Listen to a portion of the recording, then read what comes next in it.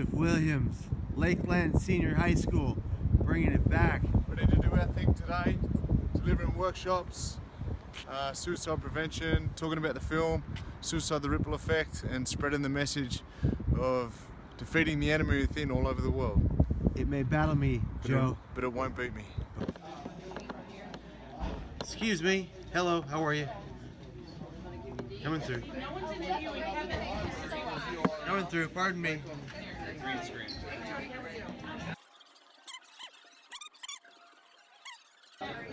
Hi, how are you? Good. It's good to see you. Good to see you too. Okay, would you mind if we head right in there? Sure. Okay, let's go in there. All right, we have a few good minutes. So here's what we're gonna do. Let's see which one's better. Which one do you like, Jake? Do you like this one? Okay, so what we're gonna do, Jake, you're gonna be right there. Mom's gonna be right next to him. Okay. And what you're gonna do for depth, you're gonna just step forward, just forward like that. Right about one more up this way. That's it. You got it.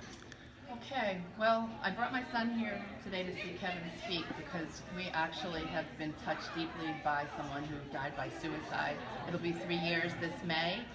Jacob came home from school and my boyfriend had been struggling with depression, and the system isn't set up so great to help people, especially if you're not related to them. And Jake calls me frantically. I was on my way home from work that he couldn't find Doug, and he found a note in his bedroom. So of course I knew what that was and my heart dropped, and I flew up with the Conic, told Jake to just sit in the living room and wait for me. And I got home and my heart was pounding, and Jacob brought me up to Doug's bedroom, and there was sort of a shrine and a goodbye note, a letter to his kids, and a lottery ticket. He left us his passwords for his computer and his ATM card. So I called 911 and Jacob and I were hysterical. I didn't even tell Jake at that point what I think had happened. State troopers came, and Doug said we could find him by a wall behind my barn. So the trooper went and found him, and unfortunately the troopers aren't so well trained in sensitivity. When he came back, he says, me in the driveway holding my 9-year-old son, I found him hanging and he's dead. So Jacob is a hero. It was really hard because there's not a lot of supports for young kids who are impacted by death by suicide. I had to fight with bereavement groups and different agencies just to get him in a support group. And it really wasn't very welcoming. So we've been dealing with a lot of it on our own. Kevin Hines' video inspired us because I explained to Jacob that depression is a disease of the brain, and just like you have asthma when your lungs are sick, Doug's brain was sick, and not everyone's depression causes suicide. And it was really, I think, helpful for Jake to watch Kevin's video and see that you can survive, but some people need a management plan in place. Because I didn't want to scare him to think that everyone dies by suicide or from depression. So I brought him here today to meet Kevin Hines. I felt very scared and sad because I really liked Doug and he was a very nice person.